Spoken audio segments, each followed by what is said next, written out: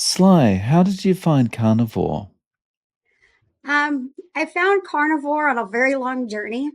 Actually, I was doing keto for my mental health, and I had followed several different keto influencers, and they had us eating a lot of vegetables, and I'm not really a vegetable person. My first person that I came across, though, kind of scared me a little bit. He was like, talked about it, but he said, if you're not eating nose to tail, then you're doing it wrong. And, when it's not for you. And that kind of made me back away for a minute. But then I came across Ken Berry, and he's like, if eat what you can afford. And I was like, well, I can do that, right? Um, and so I started moving more towards carnivore. I mean, if you had to put me in a box, I probably eat ketovore, but very heavy animal based. But I use a traditional keto macros for my mental health. So it's been a girl's dream that never liked her vegetables. So how long has it been? Since 2019. Okay, so um, wow, since 2019. And do you mind me asking who was the person that scared you? Paul Saladino. I had a feeling that was going to be the answer. He's not as scary anymore, but he was the person that kind of scared me a little bit with it. But it just seems so much easier for me to do. Making that follow through and keep on there, especially since I needed to do the higher fat for my mental health. Um, I ended up, going with Kinberry, using the concepts that Christopher Palmer sets in, and Dr. Georgia E for the mental health. Just eliminating really the vegetables. And I was able to work with a professional, come off all my mental health medications. I've been off them for 4 years now, completely. I do use my nutrition. I guess you could say my nutrition is my medicine. I do use that fat lever, depending on where I'm at with my mental health. If can foresee I'm in a stressful situation, or if I know that I can see some of the intrusive thoughts or anything coming back in. So that's been a blessing. Right. So when you got started with carnivore, you were still taking a series of meds for your mental health. Um, when did you realize after you started carnivore that, oh, something's changing, I'm feeling better? It really wasn't realizing it. I mean, like, I knew that what I was doing was supposed to be working. I'm not against medications, but I had been on it long enough and consistent that I thought it was time to see if this nutritional factor was working better for me. So I decided to work with a professional, to titrate back off my medications. And it worked out in my favor. When I first got a hold of them, they were like, they wanted me to have a good 12 weeks where I could show that I was consistently in ketosis at some level. And I already had that data because I was using my keto mojo the whole time. And so we were able to start with the medications, right away, one at a time, backing off and slowly taking out. And I'm so glad that I did work with a professional and I did not try it on my own. If I would have tried it on my own, I would have probably tried to take the sleep medication out first, because I felt like that was the one that was working the least amount. And that's not the way that we did it. That was the last one that we took out. And I've been able to not need any medications since then. Like I said, um, every once in a while I'll use exogenous ketones if I know I'm coming up with something, or I'll just go higher fat with it. I'm a recovering addict of 10 plus years, so I have a whole recovering community around me. And I kind of have my own, like, uh, you can see how things work and don't work, right? I can compare with some other people about where things are. At the time I came off my medications, there was another gentleman with the same diagnosis of bipolar disorder who came off his, who was still on a standard American diet. Unfortunately, he went back out and relapsed, and I haven't seen him back in the room since then.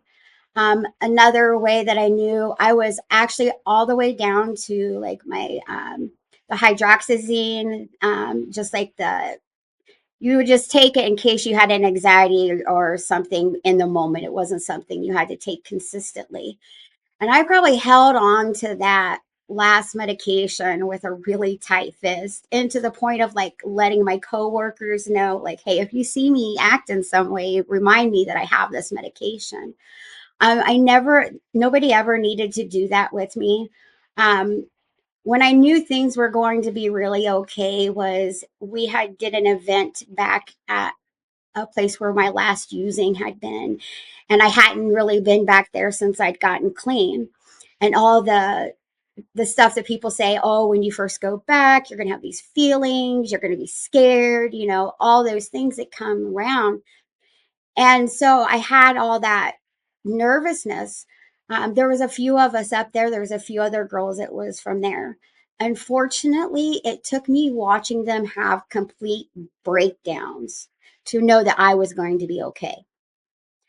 And the only thing that I can consistent to is like, we went to the same treatment programs.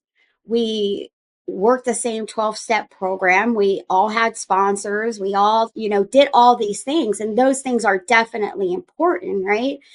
I don't think nutrition is the one answer, but it is a very important part of it. But the biggest thing was our diet. And I seen them having these breakdowns, and I was like, I'm going to be okay. I'm going to be fine. So in that moment, I knew that it was working for Right. sure. So are you able to elaborate a little more on your history and like how you got into like where you were before you realized that nutrition formed a part of getting better and getting off the medications? Absolutely. So I spent several years in addiction, and diagnosed with bipolar and borderline personality disorder. Um, several years. It took a big fall, we'll call it, to get me on the right path. I did go to treatment at the state hospital here in North Dakota, where I topped out at my heaviest at 200 pounds. And I am 4'11". So that's a lot of weight on a little girl. Um, Went to there. They did a great job. They do have an amazing addiction program, but like our food was like they would have these brunches full of carbs after carbs after carbs, and there was no limit to what we could eat, right? And then I came here, and I was starting doing other things. I started down the keto path to lose some weight.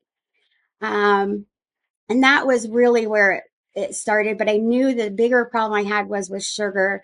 So I ended up finding, it's called the Quit Sugar Summit, and I went to there and I listened to all these people tell me all these things about, what it could do for the mental health and things like that. And I knew that was the basis of my problem. So I joined that program. I was able to stop sugar, but it wasn't quite enough because they don't have a specific diet to follow. They just quit the white stuff, right? And so I was doing that, and I'd heard Christopher Palmer, and I was trying to do it, but it wasn't till I was coming home from work on a very stressful day that I had stopped at the local restaurant here, and I was looking at the menu, and I didn't look at the menu and was like, what am I going to get for dinner? What am I going to get for supper? What am I going to get to eat? It was like, what am I going to get to make myself feel better? And then I had this fleeting thought of what if this wasn't enough? Would I go back out and use? So that was really the pivotal moment for it, starting and changing, um, more more than just dropping the sugar, right? And taking more into effect of what Christopher Palmer had said and Georgia Ede, and putting that in place in my life. And as I continued on, I just it just evolved. It just kept evolving. I can still even see like people today with have years clean that still stay on a standard American diet where the addiction is still heavily there. Using is always an option, right? We always have the option to use. But I think that I've healed my brain to a point of where that's not the first thing that comes to my head, um, with using this diet and the mental health aspect of it. Um, it's been a long journey for sure. Yeah. Did you find that going keto at first improved your self-control? Not a whole lot because I was still doing all the keto treats, right? I had left the vegetables behind, but you have the cheese and all the fat bombs and all the other sugars and different things like that. So I could just I could do that. Um, and so it was a gradual process. You eliminate these things. Maybe I would make them a lot fewer. Going carnivore really was the key for me. Um, it made it simple in my brain. I didn't have to prepare. I'm a busy, busy girl. I work a full time job. I help out at a treatment center. And so having the the choices down to like it's meat, right? I did do meat and cheese for a very long time, until about 12 weeks ago. I went on a journey with somebody and I took dairy out of my life, and come to find out I do have a little bit of a dairy intolerance, um, especially with cheese. But like it just made life so much simpler. And then I seen other people like Laura Spath. Like she's an amazing person that looks at the addiction part of it too and makes it so simple.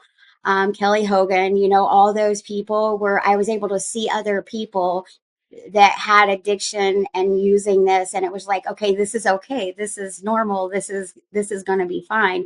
And like I said, I've never been a vegetable person. I do like some things like pickles. I love hot pickles. I love hot spicy things. But like overall, I mean, now my biggest problem today is probably, am I going to emotionally eat a ribeye?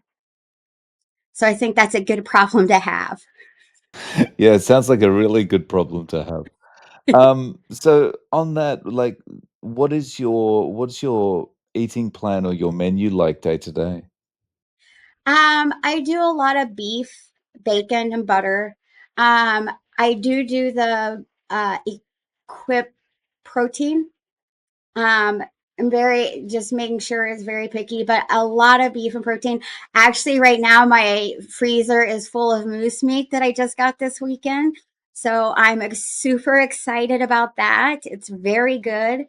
I got some on my trip to Minnesota. So, but I do just try to keep it really simple, especially when we're starting into the busy season at work.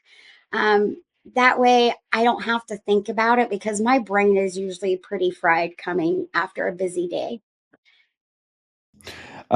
So is moose meat very fatty? No, it's not very fatty. You definitely, if you need the more fat in it, you should definitely like cook it in bacon grease or add some butter and stuff to it. But it is very tender and delicious. So I making a carnivore chili out of it, is a good way to do, or even pot roast. I have a big, huge 2 pound pot roast. So um, it is you don't get it very often. You can't find it, like go to the supermarket and buy it. So you have to know somebody that really goes and does that in order to get it here. Unfortunately, I do know somebody, and they sent me home with quite a bundle. So I'm excited to have that for the next month. You're eating like 2 meals a day, 3 meals a day? Um, Usually it's about one, sometimes two, Oh. if I just find I am hungry enough. I usually start every morning off with a very fatty coffee. I do put butter in my coffee. Sometimes I use the bulletproof. I've got the keto brains right now that I've been trying out. But I usually put some butter in there with it. I've been testing waters out since I haven't been using heavy cream because normally I just put heavy cream and butter in there. And then I usually have, uh, I usually have ribeye or bacon, depending on what my macros needs to be. It'll be the amount of bacon or beef that I would have. And so are you still kind of do you measure your macros? Like, do you because you're very focused on being in ketosis, so, Yes. are you kind of thinking, "Well, I haven't had enough fat, I need to add more fat today," or something like that? Oh, no, I do my macros just to see where I'm at sometimes. I don't always put them in. I usually key in on them when I either notice my mental health is might be slipping, like intrusive thoughts coming in, or if, I'm coming up to a stressful situation. Those are the times that I really tune in on my macros. Or right now, I have reached my goal weight. So I'm there, but I would like to get stronger. So I am going to focus a little bit more on those macros just to see where I'm at and make sure that I'm there so I can build some muscle. Right, and so your the goal weight that you've reached, what was that? You started at 200 and Yeah, I'm at 114. oh, wow. Yeah. You nearly halved your weight. Yeah. It's been amazing. And it didn't, and that's another thing, it didn't come off like all of it didn't just magically fall off right away because I did this. It did come in increments. Like when I first started, it came off to about 160. And then when I tightened things up, I came down to about 140. And it looked like I wasn't, well, between 140 and 150, it bounced back and forth. And I was still on my medication then. And I do feel that had something to do with it. But it was about 6 months to a year after I came off my medication that the rest of it came off for me. And, so what has anyone around you been influenced by what you're doing? Yes, tremendously. I have a lot of people ask me for help with it. I do not coach for weight loss at all. I don't feel that I have the means to do that. I do tell them that changing their addictive behavior, eating, can result in weight loss, right? Um, and actually, it's gone from I can remember when I first started, we would go to fellowship after our meetings and stuff, and people would like, well, at least I'm not doing this. Referring them to using hard drugs in various ways. At least I'm not doing that. And to me, I was using the food that way. So I was me doing drugs and abusing the food in that manner. But it's gone from that to people asking for help or being like, understanding or maybe even calling me out. Like if I if I decide I was thinking about doing something, they're like, "Really? Do you really think you need to do that?" You're extremely busy. You're doing a full-time job and you're also helping out at a treatment center. Um, Yes. so I guess carnivore's also helping in terms of, energy for those things, right? To keep you Oh, motivated and absolutely. I mean, like, so so at the treatment center, right? I mean, like, I have to be careful the way that I present the information because it is a treatment center. But I am allowed to talk about my own experiences and stuff. And one of the guys even goes, he goes, You mean I just have to eat meat? Like he had the same excitement that I had, right, for doing it. And it does. I mean, like, I couldn't imagine still being on a standard American diet or, always busy, always up and down and stuff with that because I was also pre diabetic, when I started this journey. I have been diagnosed with lupus and I have rheumatoid arthritis. So, that usually goes in hands with that. But I don't have to have any medications with those. I went from like barely being able to get out of bed in the morning or having to sit there for 20 or 30 minutes to let my body readjust to get out of bed um, to just being able to get out of bed, and that's been amazing. Um, and if I do have a flare up, it's so minor compared to other people's that I've seen and heard of. Like mine are like an inconvenience cold, right? It might have a little bit of drainage. I might be a little extra tired. Maybe I need a nap. But like compared to even my mom, where my mother has lupus, she would be in bed and probably for weeks at a time with it. I really like the, uh the ability to wake up, just get out of bed, not lie there and think, "Oh, it's another day, and it's gonna Yeah. take me so long to get ready," and Yeah, I really appreciate, like I said, the simplicity of it. Even if I forget to lay something out, it's not that hard. I have an air fryer. That's my best friend. Um, it makes life so simple for me. Um, it did take me a while to go out and eat. I always had that thing of like, I'm paying for this, but I'm only eating this, right? So that was a challenge for me for a while. But then you realize that, really you're only paying for the meat at those places. Like the majority of that thing is, and if I keep that in mind, then it's a lot easier. So if I go there and I tell them no sides, that's fine. Some places will stick, I can order bacon with it. So that makes me feel a little bit better. Or you can just order bacon a la carte and that's wonderful too. yeah.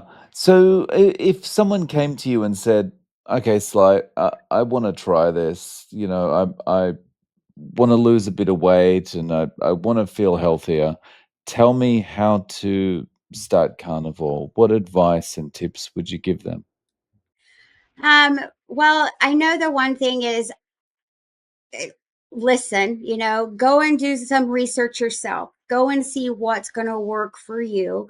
But first of all, let's stop the sugary drinks. I do think a more slower process is a better way for some people for sustainability, unless you're in an emergency situation. Like I had a lady that needed to lose weight and inflammation, mainly because she had surgery that was set out in a certain amount of weeks. In those emergency cases, yeah, we're going to just rip the band aid off. We're going to go cold turkey and we're going to do this, right? But taking it a week at a time, habit stacking, you know, making your first meal carnivore. Then working, if you're on 3 meals a day, then making the next week, make 2 meals your carnivore meals. Those kinds of things so that they just have that lasting stability with it.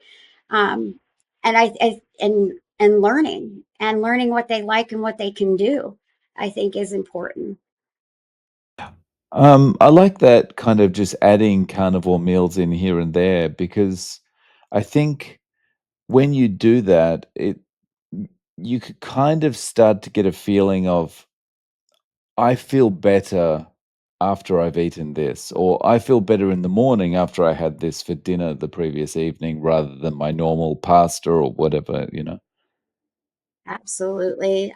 You can see those small differences. You can see the differences, right, I think right away. I mean, like mental health wise, that might take a while. I did take Georgia Eads class um, and to teach keto for mental health that she provides. Unfortunately, that happened because one of my friends had. And even though I had all this information, I didn't have the certificate say that I was formally trained in doing so. Um, I do feel more confident about these days. You know, I've also taken the holistic addiction medicine with Bitten Johnson. That's an amazing program to do. And then I've been able to put this together. And, you know, my goal was to bridge the gap between nutrition and addiction medicine, right? Because it's not something that's practiced there really. I mean, they don't get a lot of nutritional classes with it.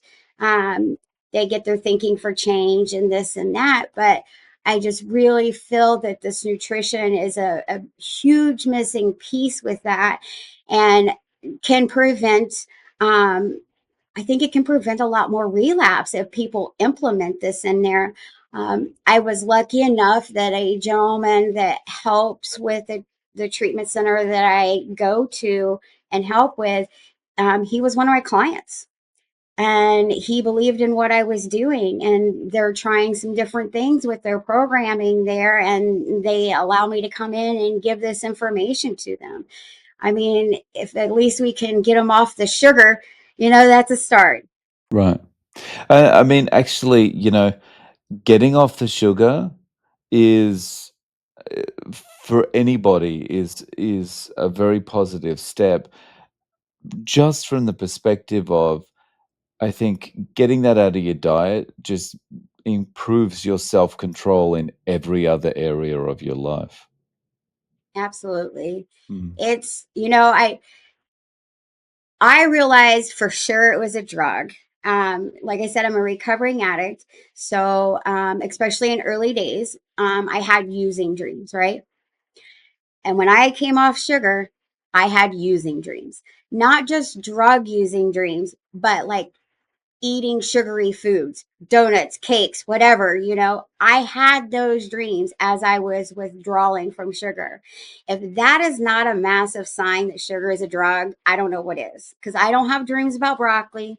I don't have dreams about steak.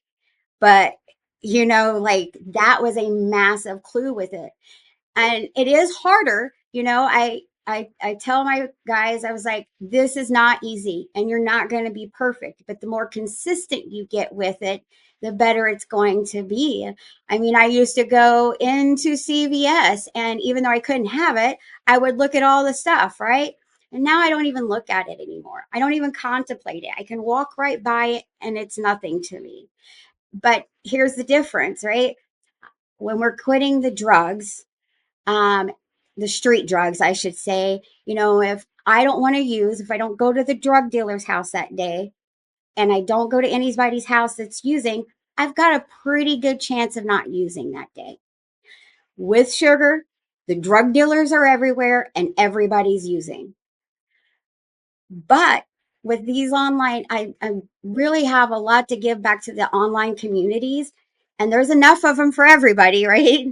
Um, that mirror neurons, that, you know, being around other people that think like you and want to do the same things of you have really helped me in the long run on breaking that away from there. Yeah. So you've done this for yourself, but also Mm-hmm. you're involved in the community, being at the treatment center, and also you've done all these training courses. So what is your kind of long-term goal? You want to focus as much as possible on helping people? Absolutely. I want to focus on getting the relapse down for the drug and alcohol centers. I want them to focus on bringing that information to them. Um, I tell them, I said, I was like, even if you don't put anything in practice, if I can plant some seeds for you and they're back out on the street desperate again, they remembered this pink little girl, hair girl, sitting there saying, hey, this can help. This can be a whole help for you um, in the long term of not relapsing, not using the drug foods to numb ourselves and to keep the addiction alive in our brain. And that's what something Benton has taught me, you know, that eating this way, repairing the brain from what we've done to it, and basically, you know, killing the addiction part. Not that we won't have, not that I wouldn't ever think of myself of not being an addict. I am definitely not a harmful user. I am definitely an addict. I have a long history of that on both sides of my family, both mental health issues. So it's very important to me.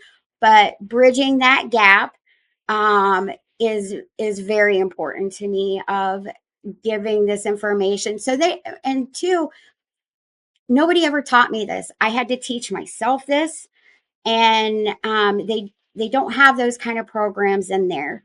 They may do some basic nutrition, but I feel like that most of it's based on a food pyramid that's not correct. So to have somebody open minded enough and let me in there and teach this way has been great. I do teach them too about sleep, circadian rhythm, grounding, all of those things, exercise paired with this. We did have a talk one day though, and even the couple of the counselors that we had to talk with, I said, if you took a group of addicts and you just did the classroom stuff with them, and you took another group of addicts and you did just the food, exercise, and sleep routine, this other side is going to have better long term recovery, a better chance at it than the people that just sat in the classrooms. And I believe that, but I also believe you need both of them. You need both of them together in order to make a full recovery. So, how can people reach out to you, Sly? How can they find out more about you and what you're doing? Well, I'm on the socials. I'm on the socials, Sly Watts, with Facebook, and at 5150 Keto Warrior on Instagram. Also, I am listed as one of the coaches on Georgia Eads site for professionals.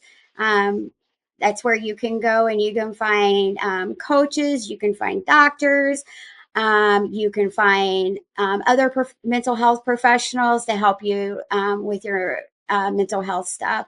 I usually like to prepare people with their keto, carnivore, wherever they're at with that. So that way, when they show up for the professional, they're ready for them to start helping with the meds.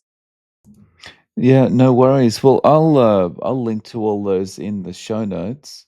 Okay. Sly, thank you so much for coming on and sharing your story and experience. I really appreciate your time. No problem. I really appreciate what you're doing. I seen that post that you made. Like I've seen some of your videos and stuff. And then I seen the collage of all the people that you have on here. And I was like, that's important. What you do is very important. And we're glad that you're out there.